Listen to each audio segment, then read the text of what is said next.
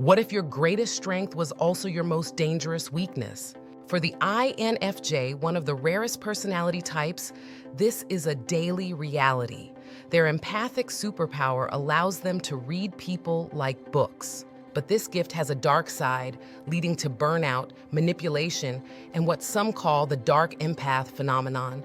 Join us as we explore the secret superpowers and hidden struggles of the INFJ in the workplace. Are you an INFJ who feels emotionally exhausted at work?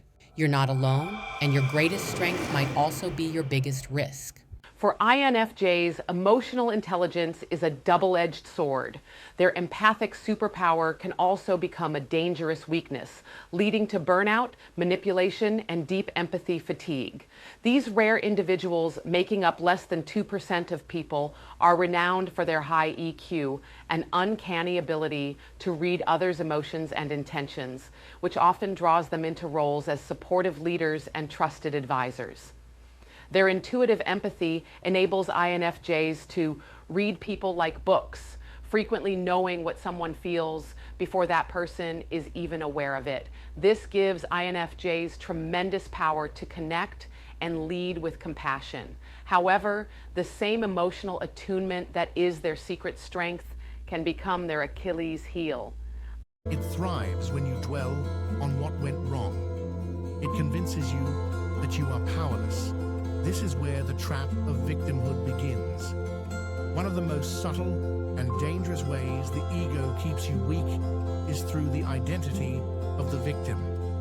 When you fall into victimhood, you start believing that everything bad that happens to you is because of others. Bad luck, cruel fate.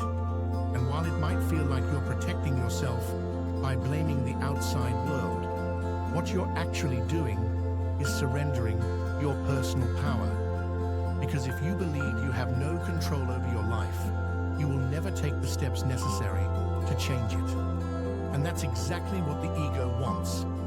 INFJs may absorb the pain of others like a sponge, blurring the line between others' feelings and their own until they're overwhelmed.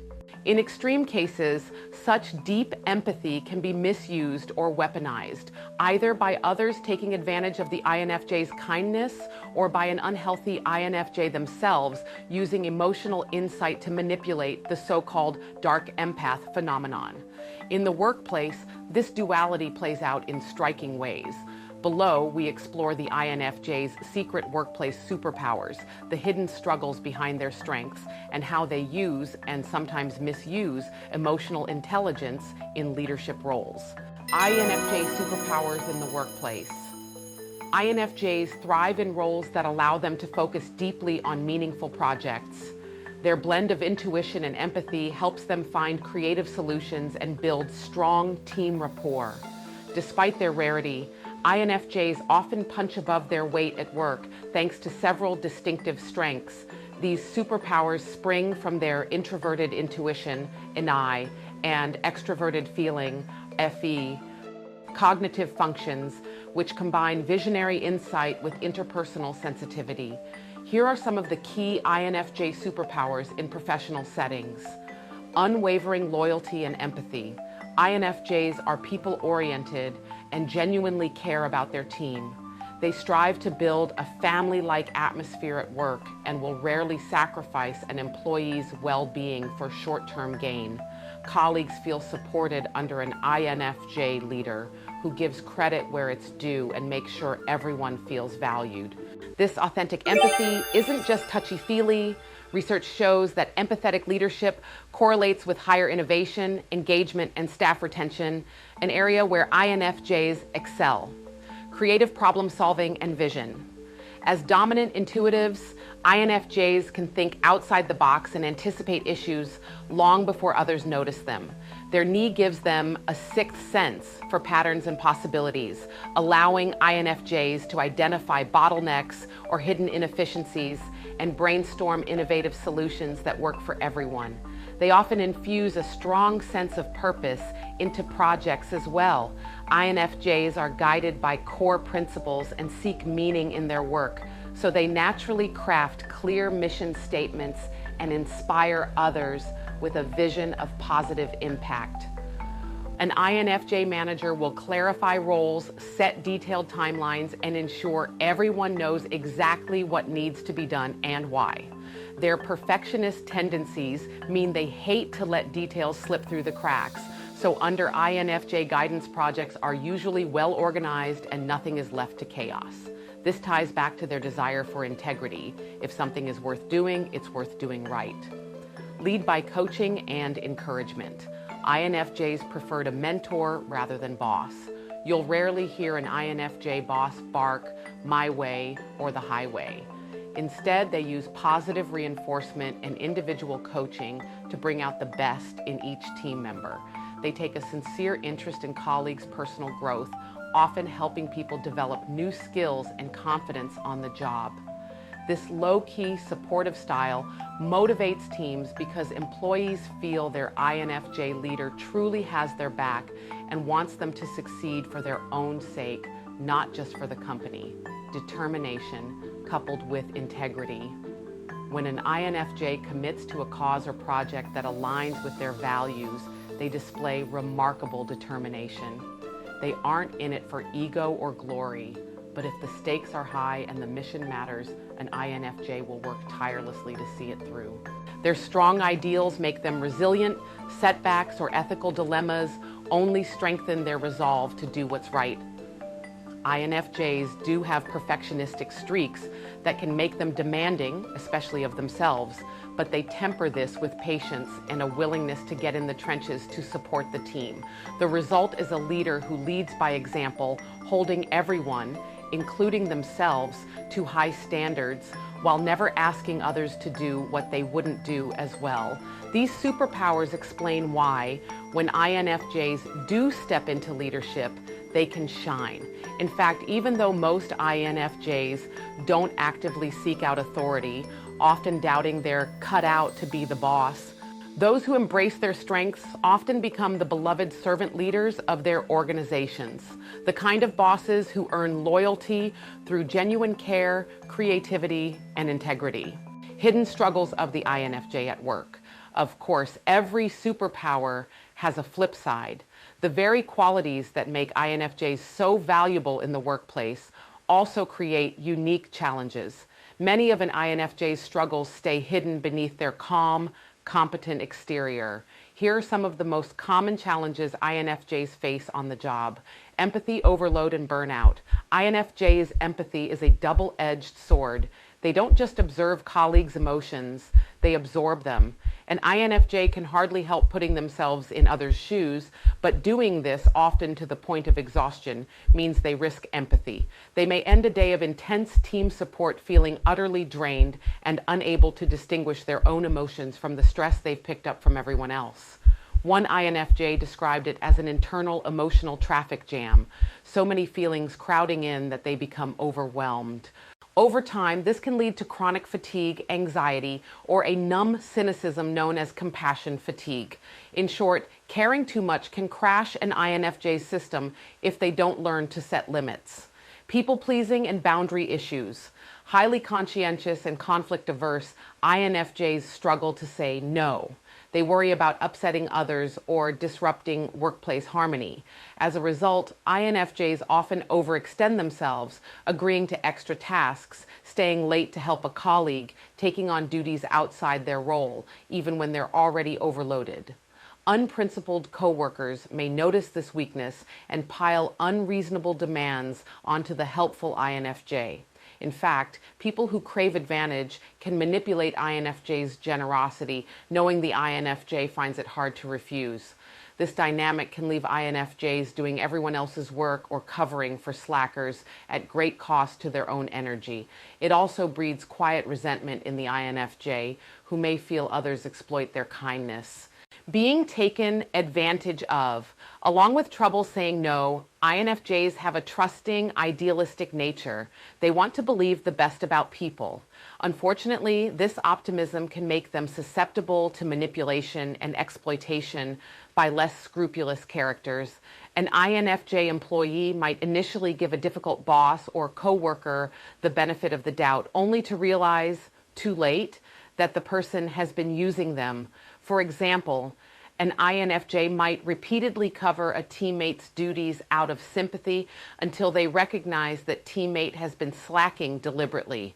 As one analysis puts it, the INFJ's very empathy and compassion can blind them to the fact that they are being taken advantage of. The lesson here is painful. Not everyone is as genuine or caring as the INFJ, and failing to discern that can lead to being duped or overburdened. Conflict avoidance. Most INFJs hate workplace conflict. They value peace and cooperation, sometimes to a fault. An INFJ manager might avoid firing an underperforming employee because it feels too cruel, or they might tolerate disrespect from a client rather than make a scene. This avoidance stems from their desire to maintain harmony, but it can backfire. By sidestepping confrontation, INFJs may inadvertently enable toxic behavior or allow problems to fester. They might grin and bear inappropriate demands or swallow their own needs to keep others happy. Over time, biting their tongue can erode an INFJ's morale and lead to passive-aggressive behavior or the famous INFJ door slam, cutting off someone completely after long brewing frustration. But here's the brutal truth. The ego doesn't want you to heal. Because if you healed, if you truly let go of your suffering, the ego would lose its identity. It would no longer have anything to feed on. And as long as you're waiting, you're not moving, you're not evolving, you're stuck. You see, the ego itself keeps scratching at them until they bleed again. But here comes the harshest truth of all. No one is coming to save you.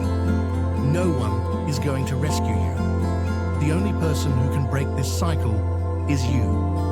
So how do you dismantle the ego and regain control over your life? You start to awaken. There are 3 powerful ways to begin breaking the ego's grip on you. 1, observe the voice in your head. When the ego starts reminding you of your wounds, when it tells you life is unfair, pause. Don't react. Just watch the voice like an observer. Realize that this voice is not you. It's just a mental program, a pattern, a recording that plays over and over. Second, stop feeding the story of suffering. Every time you replay the story of how you were wronged, every time you talk about your pain to anyone who will listen, you reinforce that wound. You give it more power. Ask yourself, does this story empower me or does it weaken me? If it weakens you, let it go. Conflict avoidance, in essence, can undermine an INFJ's boundaries until they hit a breaking point. Perfectionism and idealism. Woes, INFJs carry an inner vision of how things should be. They yearn for the ideal. In the workplace, this translates to high standards and sometimes unrealistic expectations. When reality inevitably falls short of their ideal, INFJs can be deeply disappointed or blame themselves. Psychologists note that INFJs have incredibly high standards for emotional harmony and can struggle to reconcile the messy real world with their idealized vision. They might over-criticize their own work for not being perfect or feel disillusioned when a team or cause doesn't live up to their lofty values.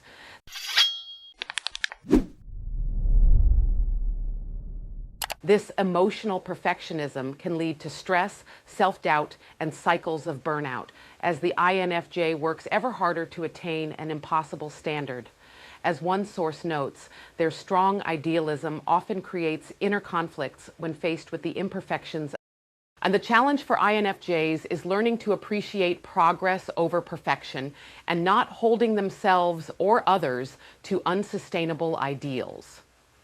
Overthinking and self-doubt. Behind the INFJ's composed exterior often lives a swirl of overanalysis.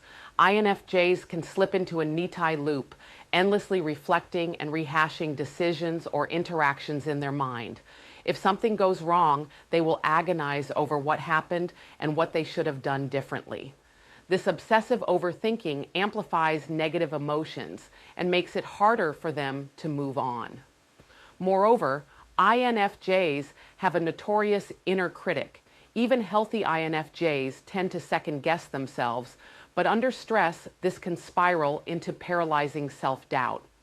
At work, that might manifest as the team lead who re-edits an email 10 times, or the employee who never speaks up in meetings because they're internally questioning if their ideas are good enough. In extreme cases, an INFJ might even refuse a promotion or leadership opportunity because they've convinced themselves they're not ready or worthy, despite being highly capable. This internal struggle with confidence means INFJs often have to be actively encouraged to step into the spotlight. They won't naturally tout their own strengths. These hidden struggles illustrate why INFJs can sometimes appear mysterious or enigmatic to their coworkers. On one hand, an INFJ may be the empathetic superstar holding the team together. On the other, they might suddenly withdraw or burn out in ways others don't understand. It's the yin-yang of the INFJ psyche, tremendous compassion and competence, balanced by periods of overwhelm and self-doubt.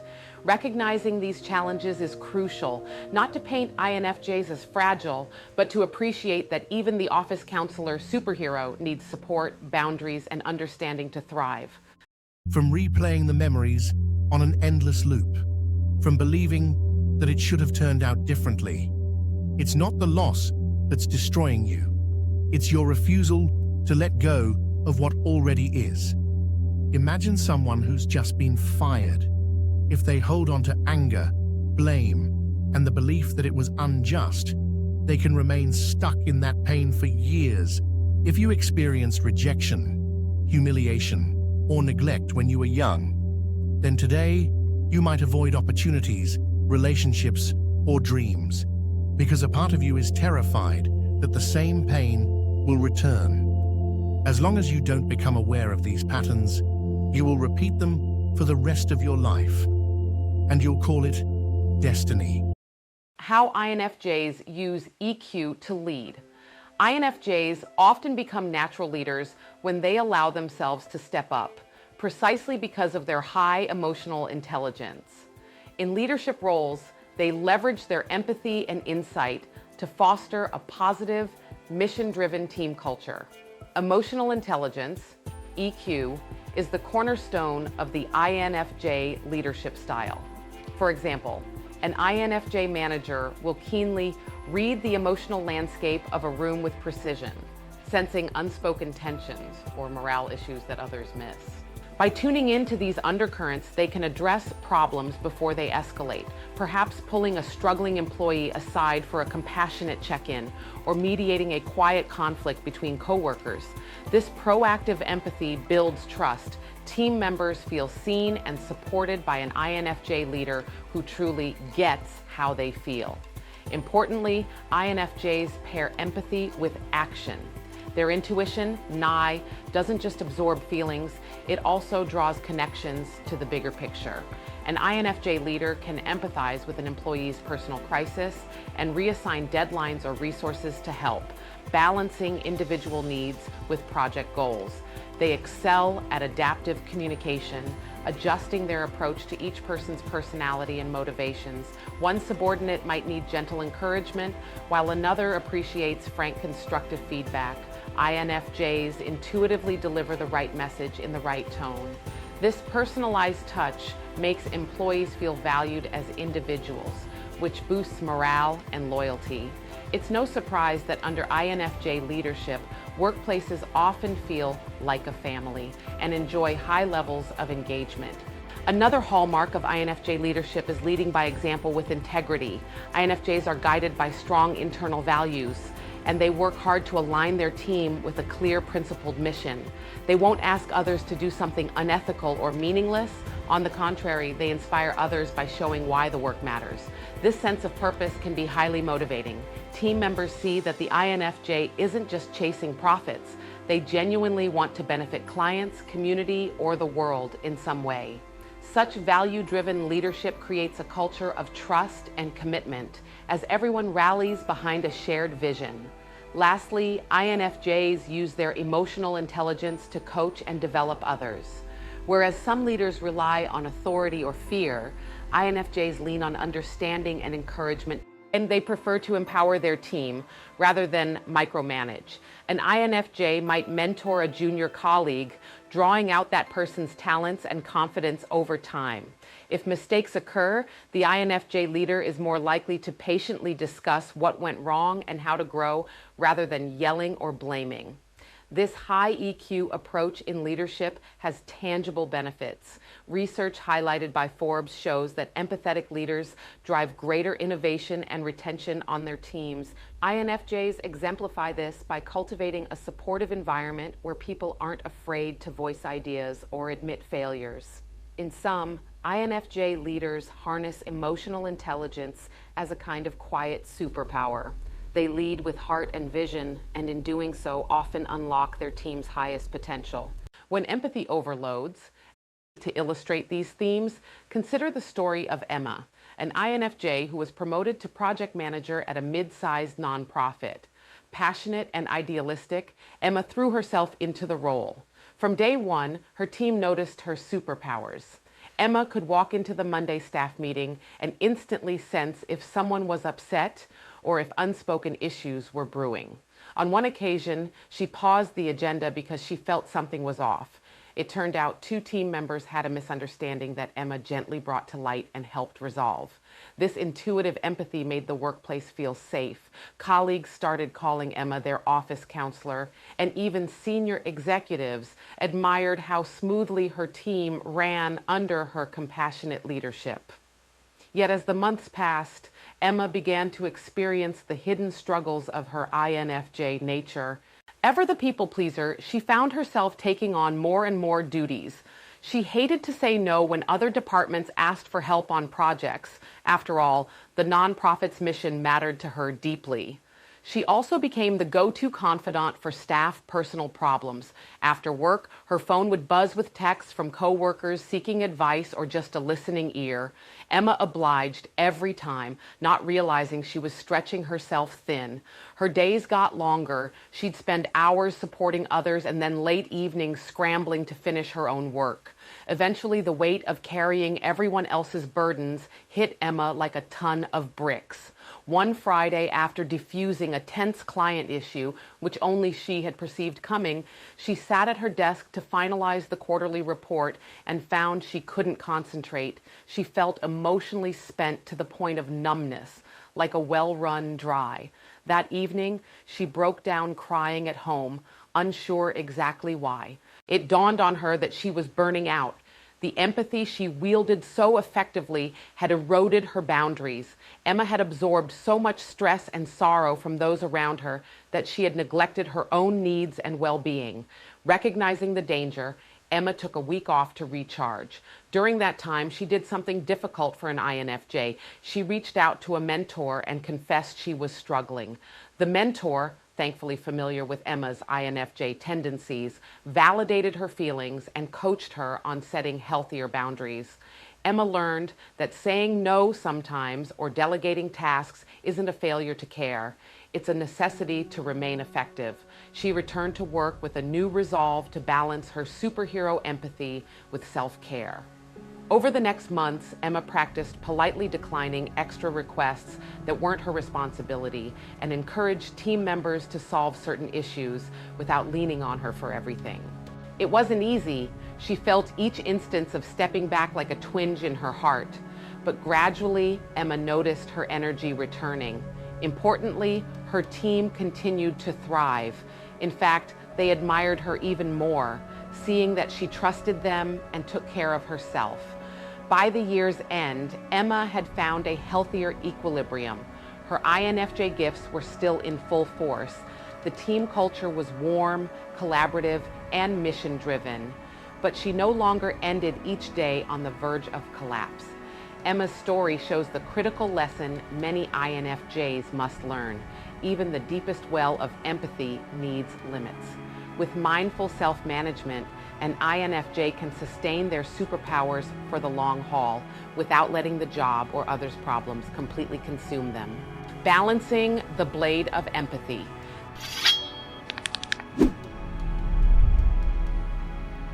The INFJ at work is a study in contrasts. a leader and teammate who is at once exceptionally strong and achingly vulnerable. Their emotional intelligence gives them secret superpowers that can transform a workplace. Empathy that fosters loyalty, intuition that drives innovation, and integrity that inspires others to do good work. Yet that same emotional core exposes INFJs to unique on-the-job struggles, the risk of emotional burnout, the pain of seeing others' problems too clearly, and the temptation to overextend or lose themselves while helping everyone else.